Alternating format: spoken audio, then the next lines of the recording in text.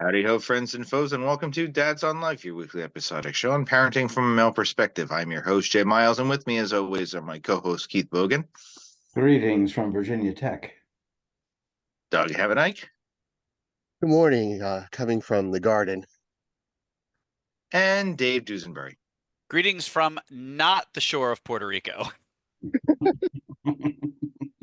And at some point, I'm sure Dave will walk into the water, usually, at some point to go get coffee or something. But um, anyway, we haven't done this in a few weeks because, life gets lifey.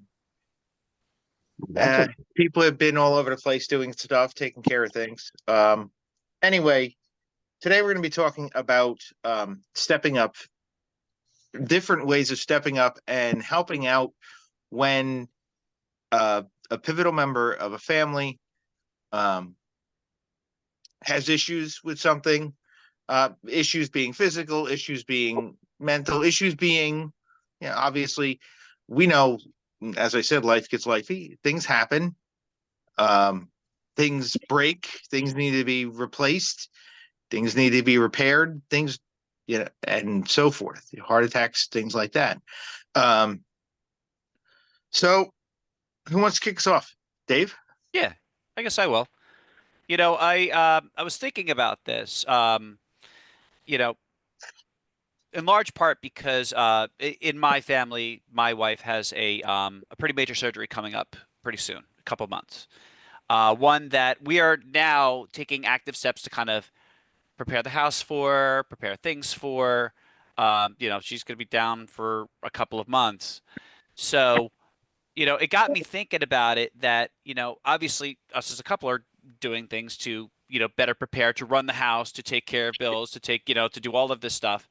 And as fathers with an older daughter and two sons, um, are there situations where we're we're able to rally our children to step up and help out a little bit more than maybe they naturally would? So in my experience amongst my young ones, I have some of my brood that consistently are at least show the ability and occasionally execute on it to step up without being asked to do a little bit more to they see that somebody is struggling, so they'll just go and take care of a couple of things. It could be something as simple as doing dishes or taking out the trash or sweeping up or just something small, but it can make a big impact when somebody is down. um, there are others of my kids that have absolutely no visibility over anything outside of their own world and don't realize that something is going on. And you have to beat them over the head with the 2x4 of life to get them to move on things, right? So in my household, I've seen both of those cases. Um, and in times where a key member of the family is down for some reason or another. It could be physical, mental, Mm-hmm. emotional. All of us here on this call have experienced all of those issues at some point in our lives Mm-hmm. that have incapacitated us in some way. So, as fathers, and we know as fathers, we're kind of the point men, or at least we try to be of our households, to bring in money to take care of things and blah blah blah blah.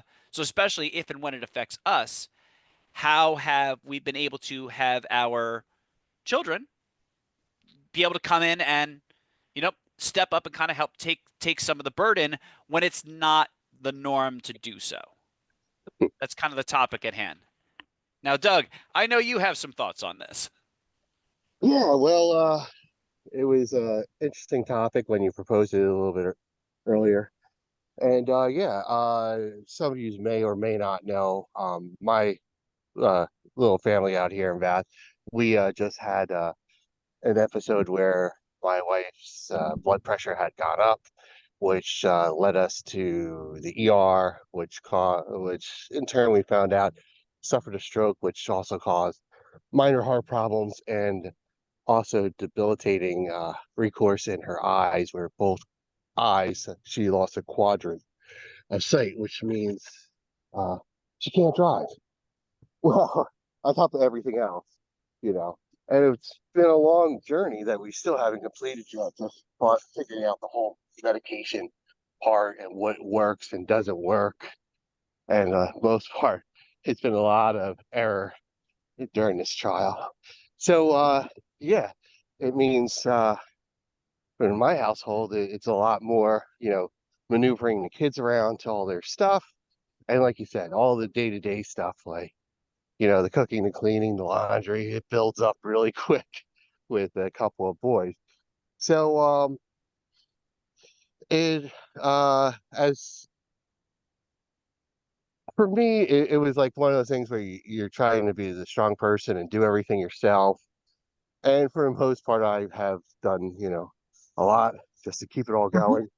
Mhm. But right away, my mom was like, "Hey, you want me to come up and help you?" And I was like, "No, Right. I got this. I don't need your help," you know.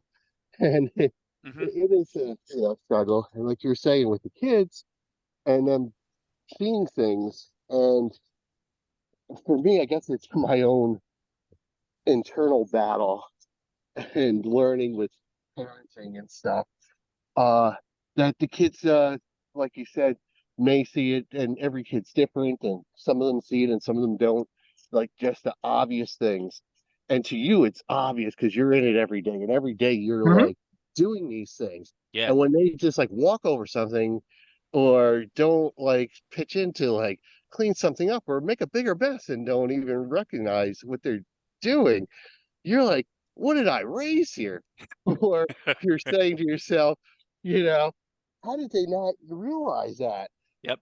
And you get Right. frustrated and you're like, like these kids, And then at the same time, it's like, well, if you just take the moment and say, hey, yeah, Brendan, can you give me a hand? Which actually, if I say to Brendan, you physically have to say it to him because, as we all know as parents, kids don't answer their cell phones, especially Hmm. if they know it's coming from you. Yep. I think that's an age thing. Yeah. Oh, all right. Yeah. I think part of that is age. Yes, but those You those know? kids are not going to answer their cell phones for the next 30 or 40 years Oh either. no, So no, no, not saying that. That's not what I mean. I'm saying the having to ask them to help you. I think that could be more of less of how they are and more of their age. It could I'd like to chime in on that because my kids are the oldest in this pack. I think Chad's Frankie is somewhere in the same age as Justin, but he's not here right now. well, Dave's daughter is the oldest in the group, technically. Oh, we haven't brought her up yet, but so 25 and 22, and I love them both dearly. You know that. They will do most anything I ask them to do. Key that I ask them to Yep. do. Yep. Right. Uh, my 25-year-old is living on his own. He's got an apartment nearby. So whatever mess he creates is now his own. And I know when he lives on his own, he's more conscious of that mess than when he's in my house. And my 22-year-old, I've recently had a conversation where I said, not for nothing, but you have a laundry basket. The laundry basket is not your floor. And when I said it to him, he started to get better and started to put things in the basket. Yep. Prior to that, his room was just holy mother, whatever. Um, so they are responsive to direction. But even at the age of 22, because Jason, your kids are a lot younger. Even Doug's kids are somewhat younger. Um, Even at the age of 22, it's still like, okay, wake up, put your stuff in the basket. Things in jail, just like Doug said. How could you possibly not do that? You have to step over to get from your bed to the hallway in the bathroom. You have to step over this mess you've created. Delana somewhat does hers. Um, her laundry. She'll semi do it. She You were doesn't. a better parent than me. I just never got it. Now, Jeremy does his own laundry. I told him that from day one. As soon as he moved back in the house, I separated the laundry basket. So I keep mine separate. And I'm like, you're on your own. So he does his. Um, he doesn't do it the But way it takes him 3 weeks to do it. No, he does it. He does it weekly. He does. Um, he does it somewhat differently than I do it because he does it the way his mother did it. And I'm not a fan of that, but, you know, it's okay. At least he does it on his own. That's fine. Unfortunately, the basket will come back upstairs and everything will lay crushed in the basket, and he won't bother putting it away. He'll just pick from it to put new things back on there. That's Sadie. So, but whatever, it's okay. Yeah, and it's funny because you mentioned that, right? So I find myself doing that a lot. Now, I personally, um, I have a thing against having to prompt people to do things, right? That's not, I don't enjoy that because Right. when you have to prompt somebody to do something, they never get the incentive to learn to do it themselves. Like you have to be Right. self-motivated to get things done. That's just a thing that I try to teach because there's going to come a point in time where there's not going to be somebody there to prompt you and remind you to do things that you're going to have to take care of it. My older son very much needs to be prompted to do things. So now that he's away in college, where that prompt is not there, I'm very interested to see how things go and how he's able to handle things. He's surprised me in some ways in this first couple of weeks. He actually told me that there is a laundry facility on the college campus that he can go use, which means that he actually took the steps to find out if there was laundry facilities there. Very, very impressive for my son. Mhm. But the challenge becomes, and again, I guess that's kind of a key part of this thing is getting your kids to be able to do things without being prompted, because there's going to come a point in time where that prompt source is not going to be available, whether they, in this case like I'm talking about, if somebody is down with an injury or somebody is incapacitated in some way, shape, or form. How does that translate into keeping the homestead running when your kids are home? And oh, I know I can speak to the frustration that I'm sure a lot of our audience, especially our fathers out there, feel when they're in this situation, as Doug so eloquently described, when you have things that need to get done and they just don't see it, and it sucks. it's for me. This is one of the toughest topics to contribute on in that specific thread because two factors. One, we have an extraordinarily small family, so there's very few people to get ill. And two, there's been very little illness. Thank God for So that. we Well, have a ridiculously healthy family in some ways. So the first time that my kids had any interaction with the concept of death was their great grandfather, and they were very young and really don't remember much of it. They remember him, but they don't remember much of when he passed away. The very next time they experienced anything, Justin was already in college. And no, I'm sorry, both of them were in college. I believe it was 2020, and when no, that was the year my brother got sick. So 2 years later, my brother passed away. It was around the same time that their grandfather passed away as well. They were already in college. Wow. So they weren't physically home to pitch in and do things. They've there's so few people in our families between my right. wife and myself, my ex-wife and myself, that they were hardly ever touched by this. Every now and then, it's like somebody in the high school would die, or somebody they might have met someone, but in the families, no. So, but with that said, I remember when Poppy died, that was the grandfather. Um, Right. they were instantly by their mother's side, which is exactly where they should have been. I wasn't part of it because we were already divorced and we weren't connected. I didn't go to the funeral or anything. But they dropped everything. They were right by her side. Similarly, when my brother passed away, I was in Denver at the time, where he lived, and they, as soon as they could, hopped on planes and were right by my side. So they did all the right things. But by then they were, like around 20, in their Hmm. early 20s. So there was never a time when they were younger and you would have thought, well, do they have the savvy? Did we teach them enough to respond? Um, they did this. So there, from the medical and support perspective, uh, we've had no challenges, which Thank is God for that, dude. That's it's Mhm. cool. wonderful. Yeah, Yeah. we have a very healthy line where they would not have had to respond a whole lot. I mean, there's been a few times where, like, I think I remember when I sprained my ankle somewhere around 2017 or 18, and I was on crutches for 3 weeks. Yeah, I think you did it. if you look at the boys and you say, hey, I'm kind of on the couch here. Can you bring me this? Can you move this for me? They were very responsive. Did they do Mhm. it terribly? Probably not. They're sort of staring at dad like, why get off the freaking couch? No, I think I need you to do that. And then they would do it. I think you did that right around when Elise did hers.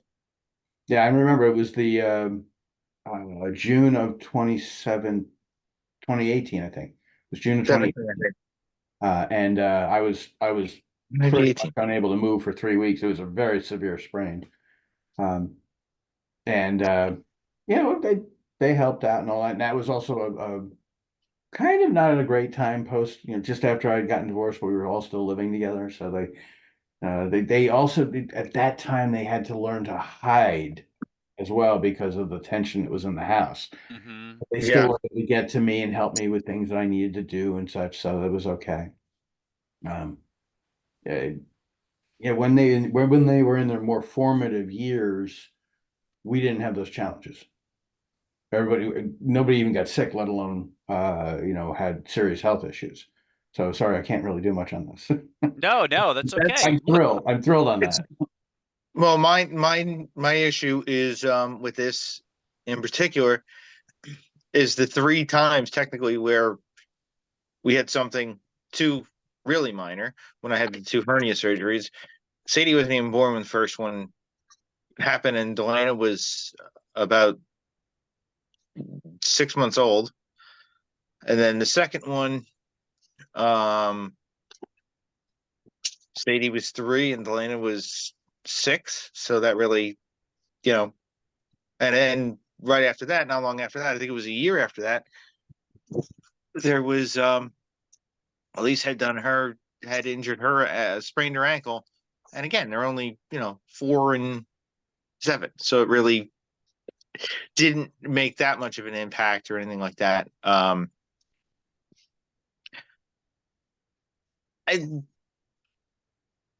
And then I mean, we've only had, besides from that, in my family, we've had one recent issue with my father, and that was when he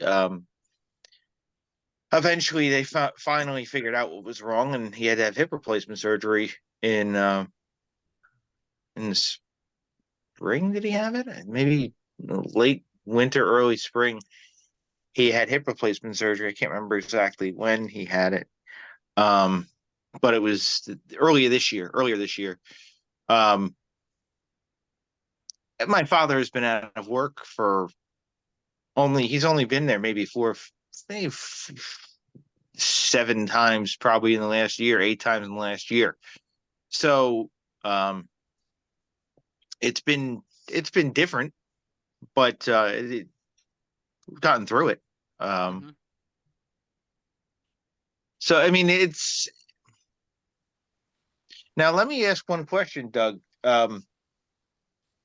Did you have when your mother stepped up to ask you if you needed help, did you have to answer that carefully? I know I didn't. Oh, okay. Um, I was gonna say, well, there's two things on the same thing that you're saying. So with my mom, I just like right immediately just kind of like threw it off as, no, I don't need help. I'm fine. Which probably in hindsight was the wrong thing to say, and I probably could have used help. That was just me myself saying, you know, I'm the husband and I could take care of this. Right. Right. And but when the kids were born, and the whole idea of work, which I'll also explain, uh, I work 40 minutes away. So my mom actually was like, "You're gonna need help," and I was like, "I don't think so," And she's like, "No, I'm gonna take 2 weeks and come up and stay with these guys." And she did. She lived on my couch for like two weeks, to help Heather, you know, uh, when the boys were born, because it's great to have a family unit around when things like monumental things like children being born. hmm So my saving grace with this particular incident that we're going through right now with the hospital, with the stroke and all, is that I do work from home. Right. So that really super helps things along, Yeah. you know. But the thing is that my work just came knocking at my door like about a month ago and said, "Hey, we need you back in the office like 2 to 3 days a week." And I'm like, "What?" Like, you know how much I'm like doctor's appointments and stuff I got going on right now. So I said, "You gotta really work out the schedule." And they're like, "Whatever days you need to do things, we don't mean those days." And I was like, "All right." Because, at that point, Heather couldn't drive or anything. So, I have to take her back and forth to appointments and Sure. all. Yep. Right. So, yeah. So that was actually really lucky for me. The whole work from home thing is just like, was amazing, Mhm. you know. So, Yeah, that's a credit for today. I mean, that's certainly helping me here. You know, my wife has to go in the office a couple days a week, but I go into the office only if I absolutely have to or if I feel like it. Like I'm not mandated to. I can work full time from home. Sure. Um, but having that flexibility, then that's a good point because, pre-pandemic, that would have been, this whole talk would have been a lot different topic, Yes. with both parents full time in the office and kids potentially being in school. And then how do you manage all of that when you're not available to be at home all the time? This would have been a very, very different topic. And it may be that type of topic for some of our audience out there. Not all Mhm. of us, get a chance to work from home. Some of us work in careers that you have to go either into the Yeah. office or into the Yeah. warehouse or into a place every day to, Mhm. to do what you got to Yeah. do. And That's me. Exactly. You know, and I look at the example that I have of my kids and how I can see in them some are self-motivated to take care of things. Like my youngest, if he needed to cook dinner for something, he could do it. Like he's like me. He's not particularly crazy about learning to cook. He actually might like it a little bit more than I do. I hate cooking. Oh, it sucks. But it's like the word, dude. I've said before, I'd much rather scrub bathrooms than cook. Like I would gladly I didn't any know day. that. Oh yeah, I hate it. Can't stand it. I do it because I have to, not because I Right. take any enjoyment out of it. But like my youngest, he could, if he needed to be, he could be self-sufficient. He knows how to do his laundry. He knows how to clean his stuff up. He knows how to get around if he needs to on his bike to go places. He knows how to prepare a meal if he needed to, breakfast or dinner, or something like that. He knows how to heat things up if he has to. He he could be self-sufficient if he needed to be on a long stretch of time. My older son, if we didn't have boxes of mac and cheese in the house, I think he'd starve. Um, and the ingredients to make them. Like he Mhm. very limited skill set. I I I'd like to think that eventually he'd try to figure it out, but I don't think so. I think he's somebody that needs to be kind of told at least at first. Um and for our house, I mean, at this point now, two of my three have either moved out or are beyond the walls of my home. One is in college full time, the other one moved out. So right now, when it comes to helping out around the house, it's I'm gonna try my best to not let a bunch of stuff fall on my youngest because he's also my academically ambitious one. He's my brainiac kid and really really pushes hard in school. And I think honestly that's a character trait that kind of helps him in this topic. He is somebody that, well, he can't stand failure. He doesn't do well with it. So he really works hard at the responsibilities that he feels he needs to do to take care of his stuff. And that's something that it's a character trait of his that I freaking love and I think it's going to help him a lot. And I think it's very very relevant to this topic and I know that of my three, he has it the strongest. The other two are very, very much in development. So, and when you think about character trait like that, like with you guys, with your kids, like, do you see that in them? Like, do you see the self motivation part of it? Like, I know, Jay, yours are the youngest, you know, Uh-huh. and, maybe you're just starting to see glimpses of this stuff. I know you've talked before about some of your kids like wanting to maybe take a dive into learn some more stuff on cooking in the kitchen and things like that. And Well, let me tell you something. Here we go. Let me tell you a friggin' story here. Um, I came home from um whatever we were doing. I think it was Friday, and or maybe Saturday. I think it was Friday because we got the stuff on Sunday. Um, Delana decided she wanted to make a um red velvet cake with a brain uh fondant on it. Mhm. And I was, decided that I was gonna make dinner. I haven't made dinner like that in a while. I haven't had time. So I went shopping and got the stuff that I needed for the meat and that on Saturday. And Delana starts making her cake. Well, by the end of this, there was powdered sugar all over most of the kitchen. Part of the living room, I had to do the dishwasher 4 times. And she used both big bowls that we had, that one of which I needed to try to make needed to make the sauce I was making. So I ended up having to use Sadie's medium-sized stitch bowl to do that. Um the cake was done. I had something to do. Oh, I had a literature meeting on Monday. Delana made the fondant in the living room, so there was a little bit of powdered sugar in the living room. And then I came home, and on the counter was a cutting board and a rolling pin, some fondant residue, and powdered sugar on the kitchen counter. So in the process of the week, I had to do the dishwasher again. So I've had to do the dishwasher 5 times since Delana started this project. The stove Keep learning. the stove still has some residue of cake batter, I believe it is, on it. That's because you don't know how to clean, but okay. That shouldn't be my deal. She's 13. What are you talking about? No, I agree with Jay. If you cook, a key part of learning how to cook is learning how to clean as you go. Did you teach her that you needed to clean afterwards? Oh, she knows. So did you point out to her what residue might still be there that maybe she could? She can Okay. see it plain as day. There's big red spots all over the friggin' You stove. think she can see it? You're seeing things. Your perception's different. Just remind her. Yeah, but that's the thing.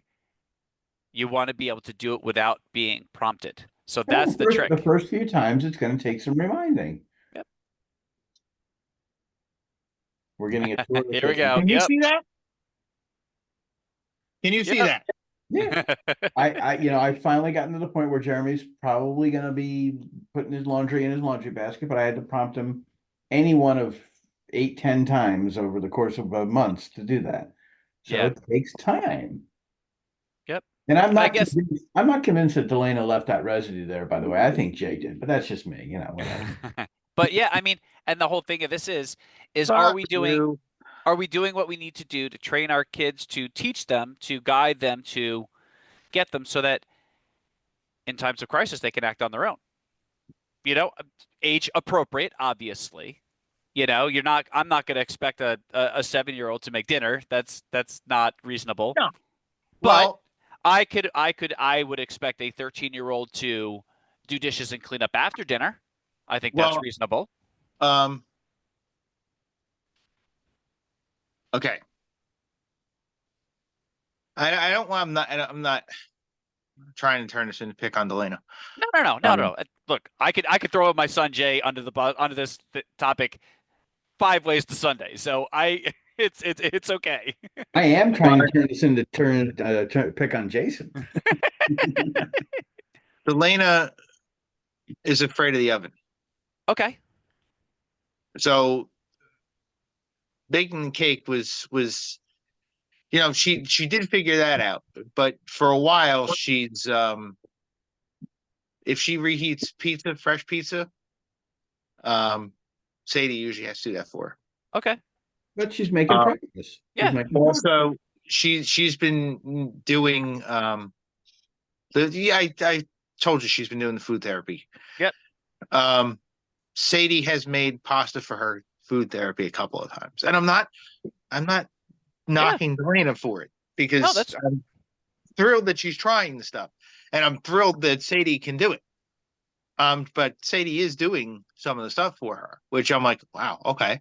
But then again, this is Sadie who I will come in and see she's getting her lunch ready and walk in and she's cutting peppers for school. Mhm. Yeah, she's a little baggedy. Well, these ones are not exactly alive anymore. These are kind of wilted, need to be thrown away. But I've come in and seen her cutting these Mhm. and putting them in her lunch bag. I think you're making outstanding progress, and I think she's coming along just fine. Delana will get there. Sadie is, when it comes to this stuff, Sadie's a little more advanced, but Delana, as she learns and does with the baking, she's figuring it out. Yep. Because if I need something made, I like, which I've done. I mean, say, Delana made cookies for my celebration in June. And if we would have had time, I probably would have asked her to make something for our weekend at the convention that we were at. See, Because I know- in your house, cooking is a thing. It's important. You are a chef. You are so that's naturally something that you're going to role model and show. Just like you when the kids were very small, you're a big wrestling fan. So naturally, your daughters took sort of an interest in it because they were imitating you. Same thing with cooking. In my house, you know how much I cook, Jason. The only reason, so my son Jeremy became very proficient at some basic things like steak and chicken. He's way better at it than I am. Does he sear it? Yeah, he's even learning to do that, by the way, based on your suggestion.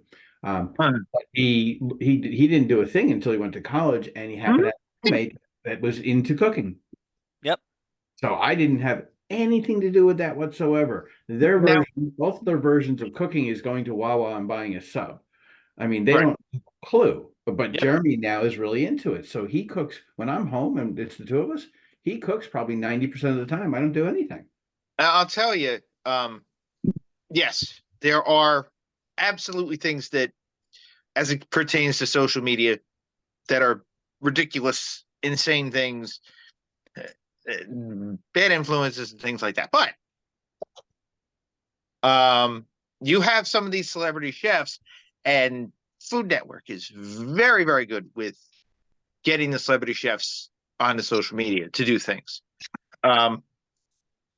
There was one video that I saw, and this blows my freaking mind. And if either one of these two kids ever figure this out and can do it, I watched a social media video, and it's Gordon Ramsay reaction videos of people cooking. Well, this one kid legitimately made I believe it was a beef Wellington. How old was the kid? He was college Okay. kid in his dorm. I believe he used the toaster oven to bake it in his dorm and a hot plate to sear this. Some of this stuff that these kids are figuring out how to do, like I said, dear God, if the girls ever can do this, it's unbelievable to see what some of these kids are That's doing. so cool. Let me ask you a question, Jason. As your kids, when they were very young, started developing an interest in, say, wrestling, and then as they got a little bit older and, in the last year or so, when they started developing an interest in cooking, things that they're clearly modeling after you, how does Elise interact with that the way versus how do you interact with that? Well, Elise is the baker. But we both can bake. She's better at it than I am. But Wow, um, that's hard to oh, the imagine. baking part? No. That's more Elise than me. Somewhat. I've gotten over the last few years. I've gotten a little better with it. But yeah, that's part is Elise. But Sadie is less of the baking and more um regular cooking of doing stuff and cutting peppers and things like that. Um, it's been interesting to watch happen. Um, which is interesting because one of Sadie's favorite shows is Kids Baking Championship. Um, there's also things I will say that Sadie has, besides from that, one of Sadie's things that her and Elise like to watch is Magnolia Network and HGTV. So if one day Sadie walks up to me a couple of years from now and says, I want to be an interior decorator, I'm not going to be surprised at So, all. actually, when we're talking about skills on this level, it makes me think. Obviously, the other one that's very into food preparation, cooking is Doug. Doug, what about your kids? Do they have they gotten the food preparation bug at all, or are they more of the go to Wawa and get sandwiches all the time? I've taught actually the scouts even in the kitchen, brought them either outside my house and we did open fire cooking, which is a pretty difficult task even to do with early teens, which I would say I did very well. And also brought them to my house and in the kitchen here and had them cook a full meal. My boys, Colin, not so much. Brendan, I constantly am buying like fish and tuna, and the kid could make his own tuna steaks and stuff with brown sugar and honey and all. And he's very well skilled short rib dinner. I've taught him to do and stuff. Nice. So he's really good in the kitchen. Colin, we're having issues with even eating outside of your chicken nuggets and mac and cheese. So when Jason said food therapy, I'm like, I have to ask him about that. Like, what exactly is he talking about? You But can, yeah, we can discuss that. Absolutely. That's cool. No problem. Call me, whatever, text me, and we can help you out. Elise and I will yeah, help you out. No problem. yeah, and we're at that point. So yeah, it's that, and it was earlier in the conversation that you were talking, Dave, about that your Brainiac style son also like has a lot of these skills that kind of go with that, and it's the same way here with Brendan. He is definitely the one that is all about the brains. Colin's more the dreamer, the music, and Hmm. stuff like that. And yeah, a lot of those skills, like you were saying about your youngest, is the same thing with Brendan. And it Mhm. was just very interesting to hear you say that because I never thought about it until you mentioned it. I was like, oh, wow, that's the same thing here. Yeah. Oh, Well, yeah, and I think it's at times they kind of just start doing it and we don't notice it. Yeah. Um, Yeah, and I think that's the case. With parents. Obviously, look, we all know that all of our kids are individuals. They all exist in a completely different reality than I do, and even a completely different reality than their respective siblings. Um, and it's just wild to see how their particular skill sets kind of manifest, right? So, of my two boys, one is very arts oriented, one is very STEM oriented. Um, the artsy oriented guy is the one who can't keep track of anything. He's chaotic. He's all over the place. The STEM oriented one is a lot more organized and keeps up on his stuff. And it's like it's interesting to see how those personality traits have kind of blended. And as far as my daughter goes, she was when she was here, there was a lot of chaos, especially with her personal organization and things like that. I'd say above and beyond what we'd normally see from a teenager. And like Keith was talking about with his oldest, now that he's moved out, any mess that he creates is his own to deal with. My daughter is now feeling the same thing. I know that the place that she's in, there are challenges with the folks that she's lived with maintaining a certain level of functionality and cleanliness throughout the house. And Ooh. she is now being presented with others that have acted in a similar way that she has, and she's experiencing frustration about it. And she's told me on a couple of occasions, now I know what you're talking about. Mhm. So, you know what? That will happen. But I think you guys have brought up a good point. So us as parents, obviously, we try to prepare our kids to be self-sufficient and take care of things Sure. as much as we can. And there are certain lessons that we can get across, but I think some have to come from your peers. Mhm. There are certain things that I know my kids don't listen to me about. Even though I'm pretty smart about them, they don't care.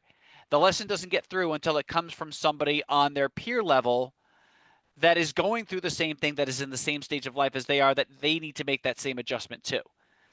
Um, and you know what?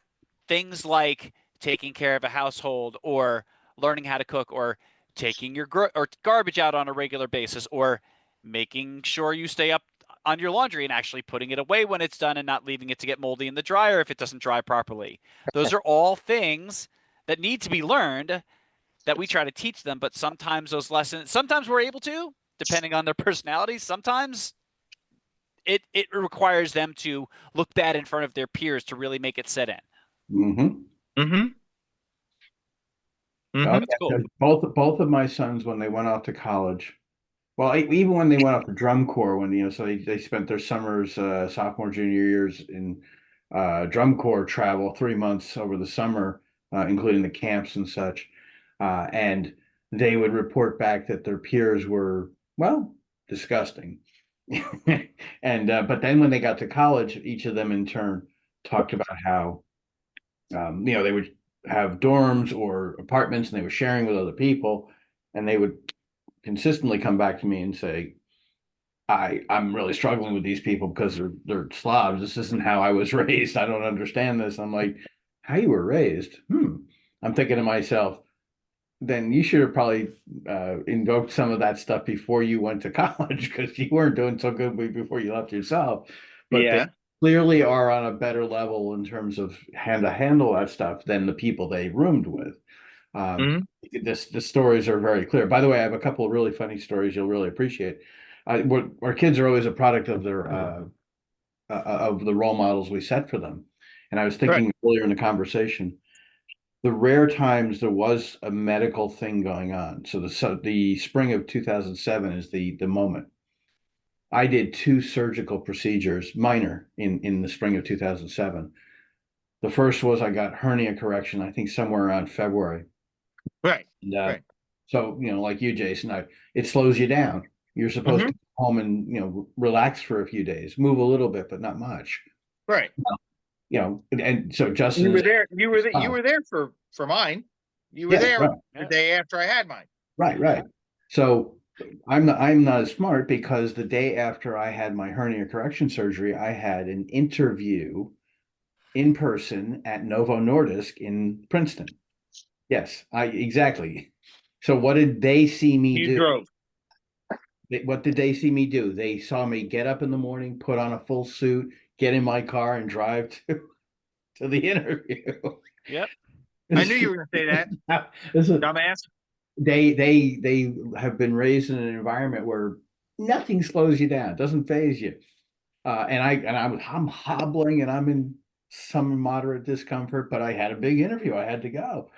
And then 3 months later, I had the LASIK correction surgery. So, and they were prepped before that. When Dad comes home, he's going to be wearing sunglasses. He's not going to be able to see at the way he should be able to see, because he's still in the healing process, and we have to keep it a little bit darker. But they said, "But Dad, you promised we were going to go to a Nets game that night, the night of the surgery. Where do you think we went?" with my then wife holding my arm because I had these dark sunglasses on and And you couldn't see we're shit. walk- Yeah. we're walking up the stairs of the upper deck, because we had shitty seats, of course, and had to go all the way, not all the way to the top, pretty far up. Again, I'm role modeling. Oh yeah, it's surgery. Who cares? Just go out and do your thing anyway. So my kids have never had a chance from the beginning. I'm just stupid. Totally stupid. You know what? And watch, when they get older, they're gonna model that behavior. They're gonna have some Absolutely. surgery where they're gonna have to lay low, and they're gonna be like, "I got stuff to do, man." That's Yeah. right. Like, That's exactly what they're going to do. No, nothing slows us down. There's no excuses That's for funny. not living life. That's Uh, funny. Meanwhile, this friggin' guy, when I had mine, if I would have gotten up, he would have friggin' tackled me.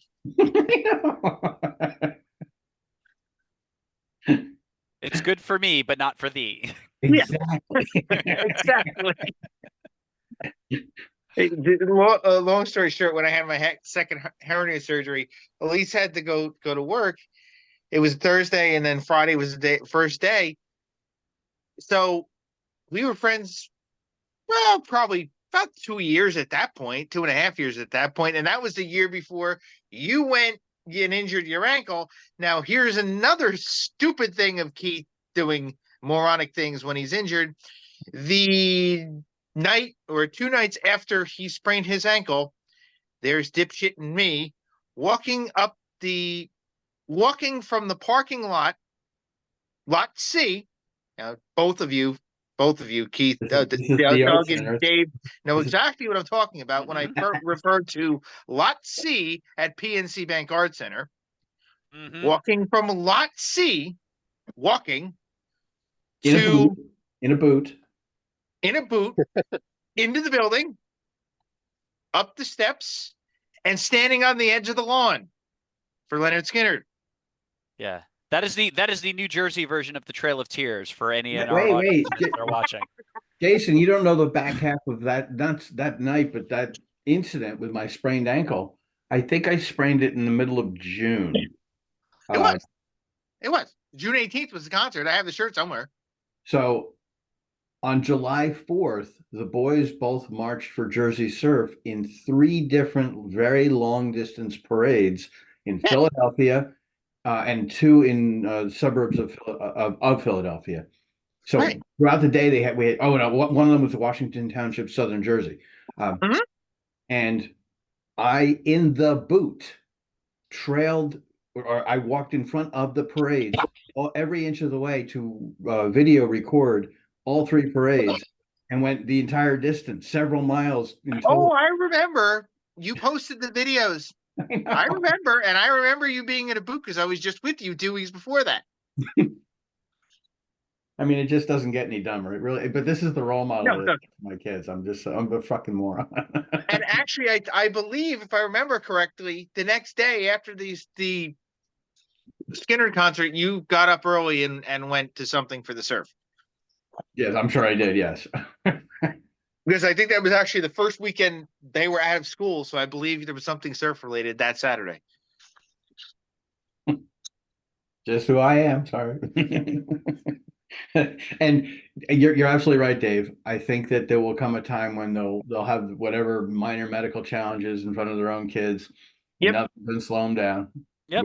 You just keep going on and doing your thing, and because we don't acknowledge medical issues of Well, any and fathers, I think, have a I'll say stereotype because that's probably the right word, but probably more of an archetype that we are stoic, that we need to get things done. Doug illustrated it nicely at the offer of his mom coming up and said, "Nope, I'm the dad. I'm going to take care of it. That's my job. I'm going Yes. to take care of it." Right? Yeah. We are not ones to reach out and ask for help. That is a common character trait or flaw, depending on how you look at it. Nope. And for those of you out there in the audience, chime in below, let us know, and all of that comes into play. And now we see where the foundation of that line of thinking comes from. Mhm. But I'm not upset that I set that role model because I considered those things to be relatively minor things. I probably could have handled them a little bit differently, but I don't think I endangered my health by doing it. I probably, like with the hernia, I probably extended my rehabilitation a little bit. Well, no, you could have popped the screen. Yes, That is it possible. was a To pop risk, the screen.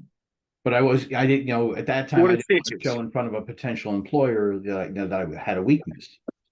Um, yeah, I know. Did you get the job? No, I didn't. And worse, wait a minute, this is great.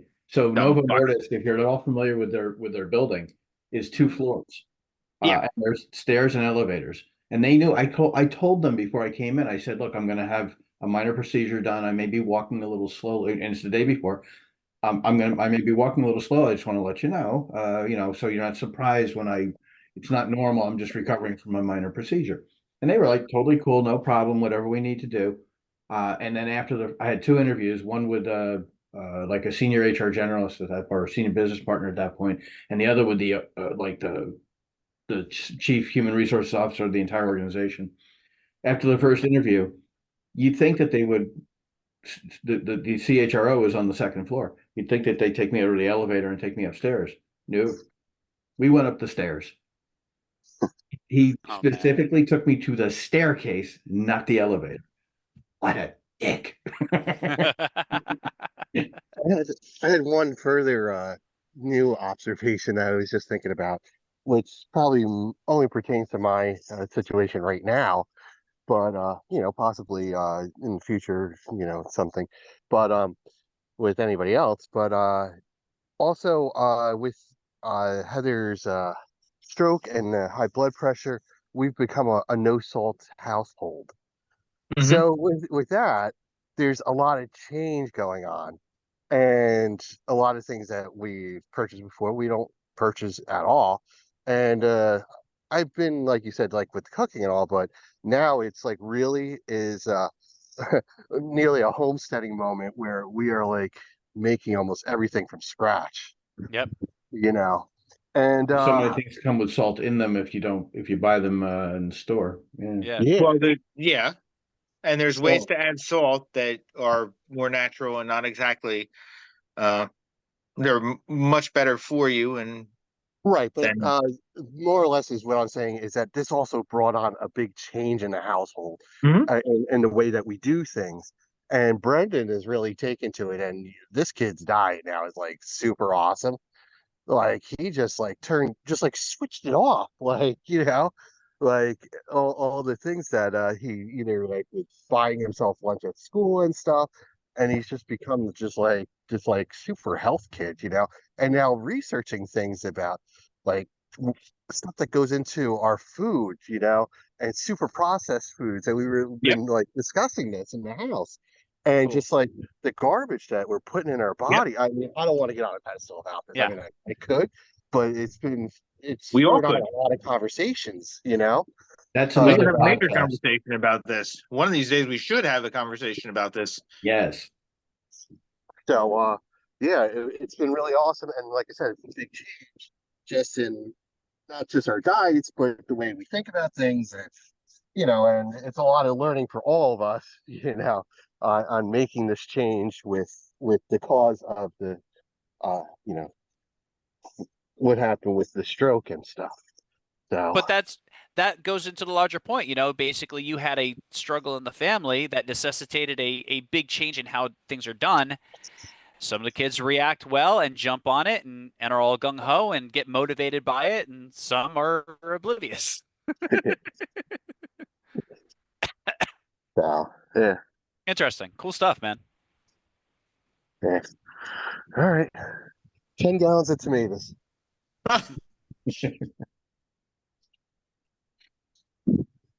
Jason, you have thoughts? I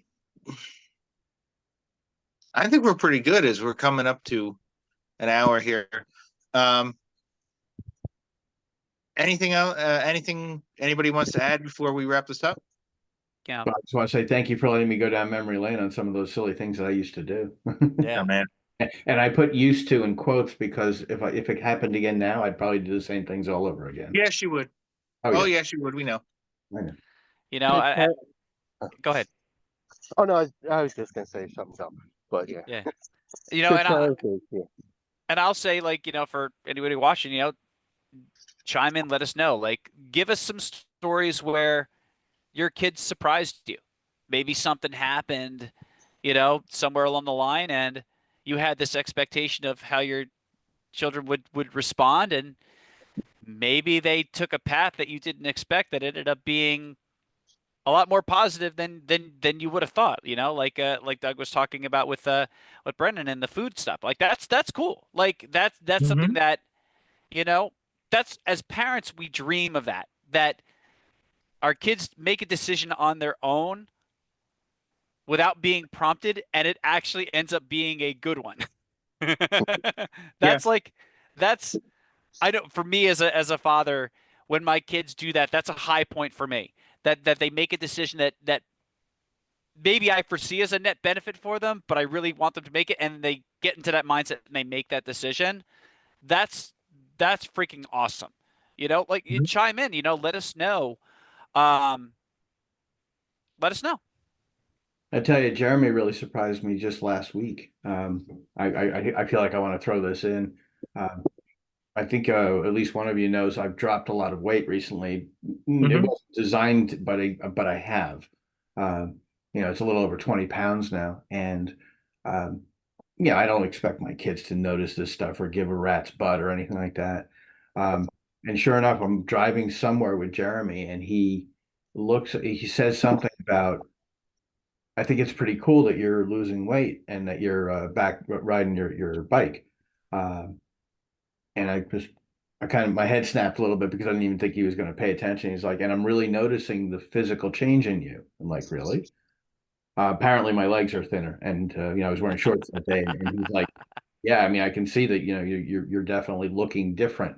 And then he said the words that just blew my mind. He's like, and you're really motivating me to start thinking about what I could do. And it Mhm. didn't go any further than that. He's gained some weight since his days in drum corps.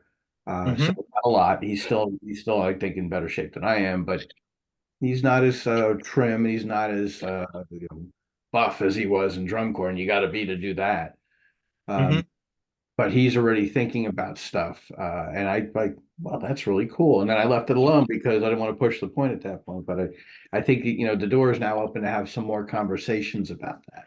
And that, when it's one thing when the kids imitate you when they're little, single digit years or something like that, and then they're not going to even they're going to do whatever is opposite when they're teenagers. But they always circle back, boys Yeah. or girls, they circle back. And I saw that first. I've struggled a lot with him with other things because I can really help him with things like his job search, and he doesn't want that. He's sort of still trying. I want to do this on my own kind of thing. But when it came to physical fitness, I never thought I'd be a role model for anything, for crying out loud. And yet he seems to enjoy this stuff that I'm modeling right now, and that stuff that's what it's all about, man. That was fun. Mhm. That was good that he really recognized that. And then I could be that positive role model. So we'll see where it goes. But yeah, even when they're adults, and I use those quote marks very very loosely. Even when they're adults, they're still paying attention for sure, and they always will. That's cool, Mhm. man. Very cool. I think that's a pretty good place to leave us for today. So from all of us here at Dad's on Life, take care, everybody, and of course, Keith, eat my shorts. Right here, baby, right here.